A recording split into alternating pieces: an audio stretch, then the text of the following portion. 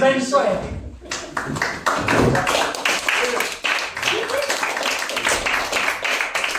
Go on, Ben. Go on, big Ben.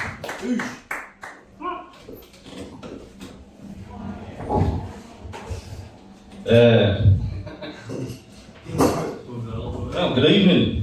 I didn't think I was going to get it, to be honest with you. I was in A&E earlier this week. I hurt my back. I'm a goalkeeper. Rest of the lads call me the cat because I fell asleep under a car once and shit someone's garden. So what's been happening with me? Well, it's been a tough couple of months really. My gran passed away. She was 86. She died a few months ago during the cup final actually. Not playing, just bad timing. The day she died, Mum rang up and we started reminiscing a little bit about Gran. She said, you know, you remember what Gran's favourite film was? I said, yeah, Wizard of Oz. I said, you know, Gran died with a house land on her. So, no, she was listening to Judy Garland and thought, well, that makes much more sense, yeah. So it was a nice funeral, as far as funerals go. It's a time when family and friends come together.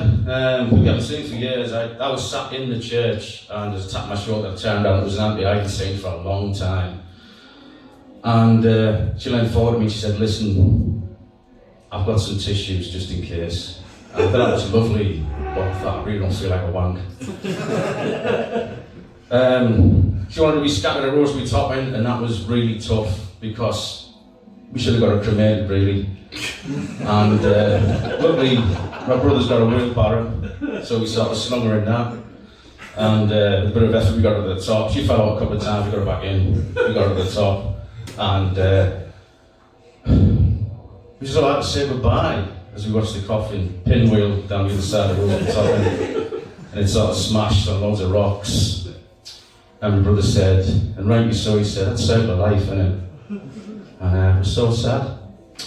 But yeah, she was a big influence in my life. She got my first job in Bin's department store in Middlesbrough. I was what's called a fragrance merchandiser, which means I have to sort of get people to try perfumes and aftershaves and get them to buy them. And I thought, that sounds easy enough, but... Like a posh bubble. Yeah, like that, yeah. But it was like, it didn't work out so well. They give me perfumes to try and sell. I don't know the first thing about perfumes. I didn't really feel confident approaching women. So approach the man, see a couple, approach the man and say, what about this for your wife or your girlfriend? Then I made a proper arse of opening a bottle and I go everywhere. But I thought, yeah, it sounds easy enough. And I saw a couple come past and I said, oh mate, your wife?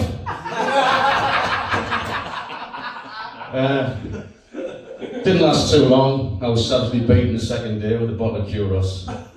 So that was the end of that. But Gran though, thanks to her, she had a really interesting life. She's married 4 times. Her first husband died the day World War II broke out. He used to do quack medicines and things like that. And the story goes that the air raid siren went off. He drank all of his supplies of castor oil and shit himself to death. Her second husband, my paternal grandfather, he was just really lucky. He got appendicitis and the ambulance taken him to the hospital crashed.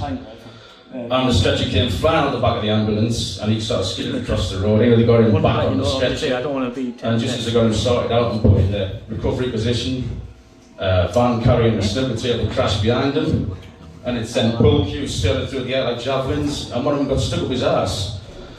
So now they had the ambulance crew trying to sort of hang off this snooker cue that stuck out my granddad's ass like this, trying to weave it out, and it stuck fast. And these people crossing the side of the road thought I was trying to jack up the ambulance, maybe someone was stuck underneath, so they rushed over, and there was like half a dozen people hanging off the snooker queue, and then actually driving it further and further up his ring piece. Eventually, about 4 hours later, they managed to get it out, and he's in agonising pain. But look, 4 hours of the snooker queue, up his arse, wasn't even choked, up his arse. They got it out, they had some gas and air on the ambulance, they managed to give him that, which was good. Unfortunately, they turned the pressure up way too high and blew both his balls off. So, yeah, sadly, luckily, he died. So, here you go. Her third husband died of lung cancer. Something I never ever did, smoke. When we were at school, the health visitors came round with 2 exhibits under glass. And number one was this really disgusting black sickly looking thing, like licorice, like a tar thing, and apparently that was the lung that had been taken out of a guy who died of lung cancer. That's what the cigarette smoke had done to him. And under this other glass thing was this lovely pink lung, and that was a healthy lung, and that guy had died probably from one of his lungs ripped out. But there you go. So I never smoked. Smoking back in the day, it wasn't even seen as a health risk. A lot of people smoked. I said, Mum, did you smoke when you were pregnant with me? And she said, well, only when I was pissed. So there you go. So it was quite normal. So yeah, so that was Grant's third. A fourth husband had a really rare disease. It was called mastocytoid cellular rhodophytosis. And I remember the doctor was devastated when he came to tell us this because he couldn't spell it. And when he died, he just put MRT on the death certificate, which if you think about it, his death certificate says that the cause of death was Mr. T. And the celebrant at the funeral, he sort of really ran with that. It was quite good. So the funeral, he was saying things like, "I'll be the fool who ain't grieving," and "Ain't gonna go no spiritual plane, fool." And that was really good. So I had a bit of levity with the funeral, and I think blacking him up in a coffin and giving him a mohawk was a step too far. But it was good. Did he feel his nuts? It was alright. Well, it was cremated, yeah. Roasted nuts.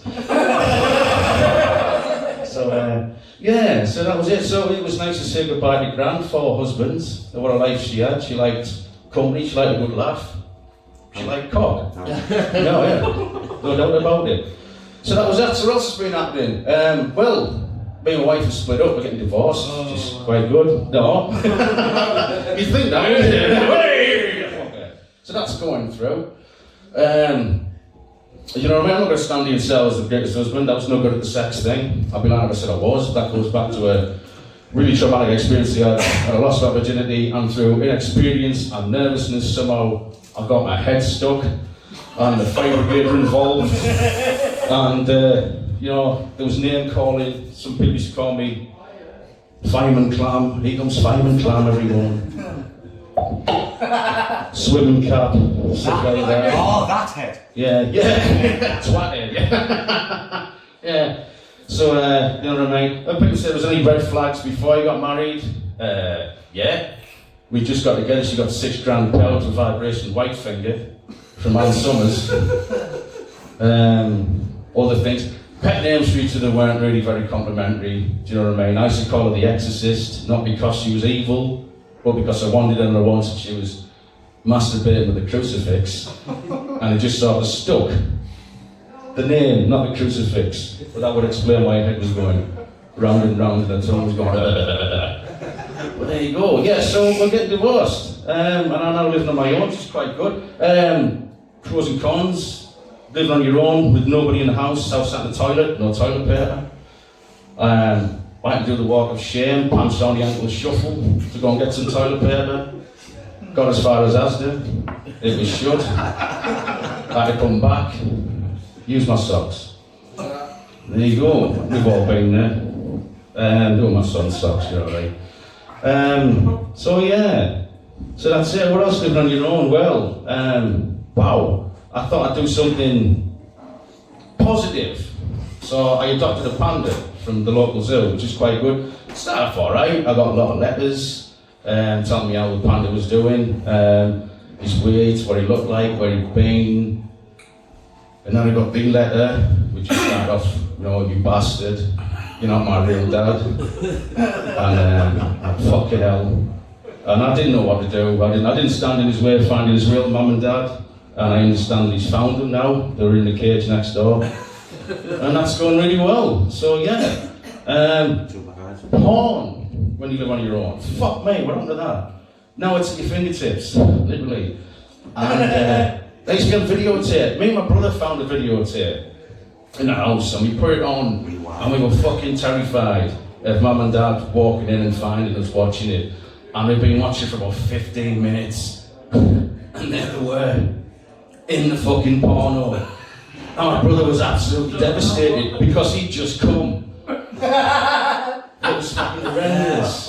And it's never ever put me off. You know, I thought I would be twisted. You know, it's perfectly normal. Dad made a really good all after delivery driver. I thought he did his role really well. Mum was really good. I just can't stand being a cow with them now. Or Mum says to me, Dad, you could have pulled out there. And you go, oh God, that sounds a bit weird. But yeah, see, I watched far too much porn, and that was affecting everything I did. I couldn't even yawn properly. I had a bit of a stretch. Oh God! I mean, you're watching too much. You need to stop. And it's true. I was in a supermarket, and I was talking to this lovely old woman about cardigans and Welsh originals or whatever. And this guy marched straight from the back to the front, and he got served with everybody else, and then he fucked off.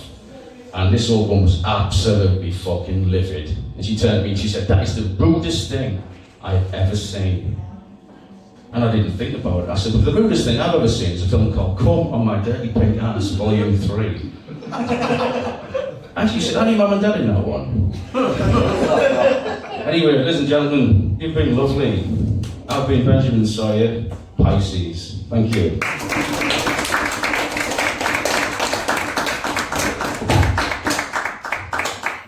Ben Sawyer. Yeah, man. Yeah. We'll have a 5-minute break. We have 7. and a half. All the odds. No, we'll have like a 5-minute break, and then I'll bring on the headliner.